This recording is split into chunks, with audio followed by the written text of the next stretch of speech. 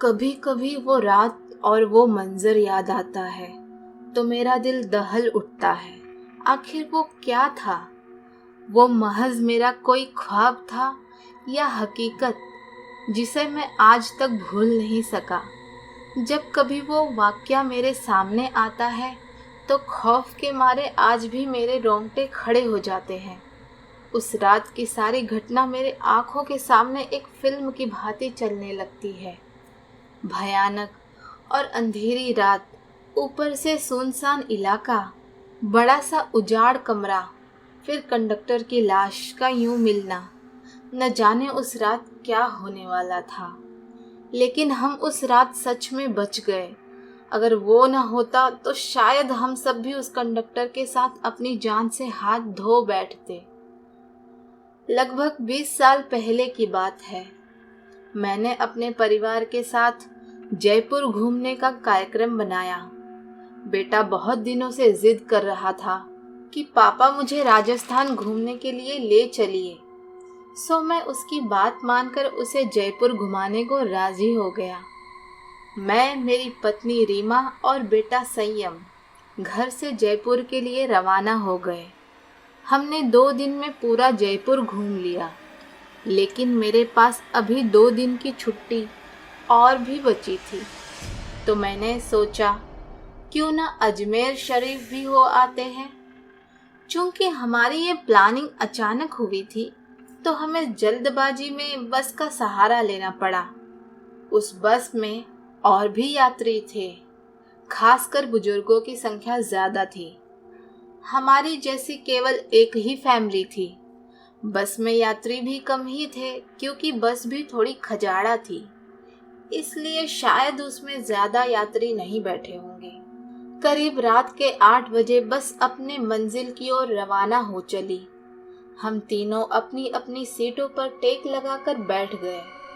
संयम तो सो ही गया, लेकिन मुझे और रीमा को बीच बीच में हल्की हल्की झपकी से आ जाती। एक तो वीरान और अनजानी जगह, ऊपर से खजाड़ा बस। वहां पर मुझे अनकंफर्टेबल लग रहा था।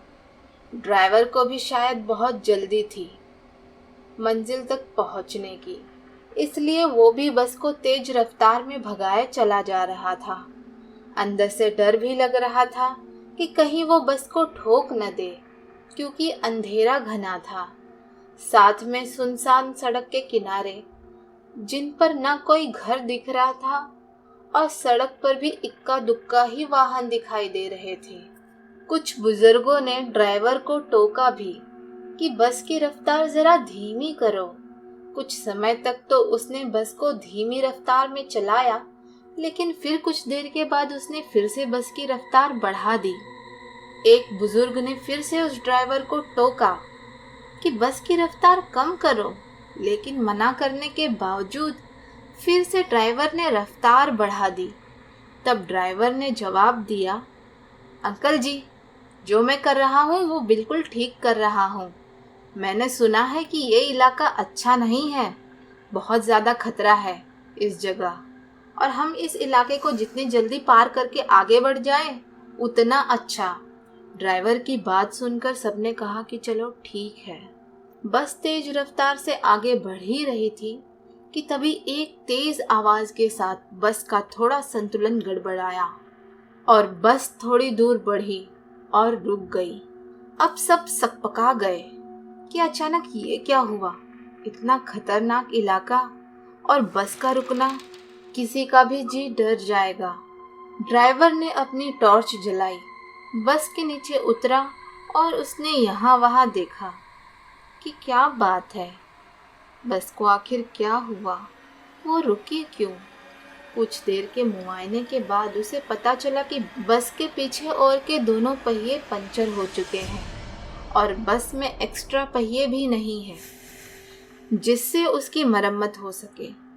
अब क्या किया जाए? सभी सोच में पड़ गए। रेतीली अनजान जगह, अमावस की गहरी काली रात, जंगली जानवरों का डर और बस का यूं खराब हो जाना, सबके तो जैसे होश ही उड़ गए थे। अब क्या करे, क्या ना करे। किसी के कुछ भी समझ में नहीं आ रहा था। तभी कंडक्टर को थोड़ी दूर एक रोशनी दिखाई दी। उसने सबसे कहा कि देखो वहां रोशनी दिखाई दे रही है, हो सकता है कि वहां कोई गांव हो, चलो सब वहां चलते हैं, शायद रात भर के लिए कोई सुरक्षित जगह मिल जाए। अगर एक कोठरी भी मिल गई तो सब वहां एक साथ बैठकर रात तो गुजार ही सकते हैं। सब कंडक्टर की बातों से सहमत हो गए। सबने अपना अपना सामान उठाया और चल पड़े उस रोशनी की ओर। जैसे ही वो सब उस रोशनी के नजदीक पहुंचे तो हमें एक बड़ी सी कोठरी दिखाई दी, जिसे देखने से लग रहा था कि वो कोई बहुत पुरानी सराय है जहां भूले भटके मुसाफिर रुकते होंगे। सब कोठरी के दरवाजे के बाहर खड़े हो गए। ड्राइवर ने हिम्मत करके दरवाजे की सौकल खटखटाई। एक बहुत ही बूढ़े व्यक्ति ने दरवाजा खोला। उनके सिर पर एक बड़ी सी पगड़ी थी। गले में पुराने जमाने का कोई आभूषण था। कानों में भी कुंडल पहन रखे थे। कुर्ते के ऊपर उन्होंने एक सदरी पहन रखी थी। कमर में धोती, पैरों में पुराने जमाने की ऊंट के चमड़े की बनी मोजड़ी पहन रखी थी और हाथ में एक बड़ा सा लठ ले रखा था। वो और उनका पहनावा बहुत ही अजीब लग रहा था। तभी कंडक्टर ने बड़ी हिम्मत करके कहा, ताऊसा, बस पंचर हो गई है।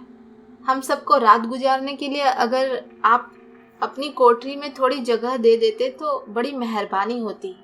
उस कोठरी के मालिक बोले, डरने की कोई ज़रूरत ना है। ये सराय तो मैंने भूले भटके मुसाफिरों की मदद करने के लिए बनाई है। मैं चौधरी सुमेर सिंह और ये हमारी घरवाली धन्नो, हम दोनों मुसाफिरों का ख्याल रखते हैं। आप सब लोग भीतर पधारो, जो हम दोनों से बन पड़ेगा तो आपकी मदद करेंगे। कंडक्टर बोला, बहुत बहुत धन्यवाद ताऊसा, बड़ी मेहरबानी जो इस अनजान जगह में आप हमारी मदद करने को राजी हो गए। चौधरी सुमेर सिंह बोले, इसमें धन्यवाद की बात है, ये तो हमारा फर्ज है। मारे को बहुत खुशी हुई जो आप लोग हमारे यहाँ पधारे। ये रहा पानी से भरा मटका। इस बड़ी सी डलिया में पूरियाँ रखी है और बड़ी सी बटलोही में आलू की तरकारी होगी। ये रहे पत्तल और आप सब अपना खाना परोस लीजिए। महिलाएं धन्नों के पास चली जाए और पुरुष मेरे साथ आ जाए।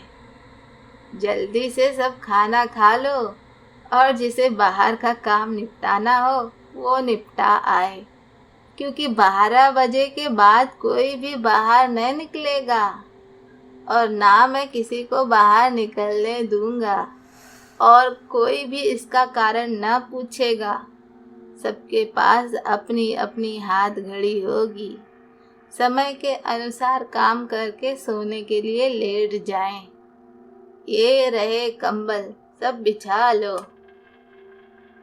हम सब ने चौधरी सुमेर सिंह की सारी हिदायतों के अनुसार काम किया और कंबल बिछाकर लेट गए।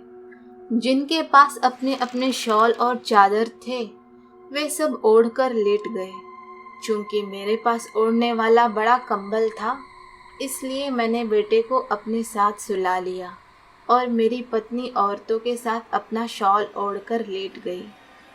चौधरी जी ने एक बार फिर सबको बाहर न जाने की हिदायत दी और सबको सोने के लिए कहा।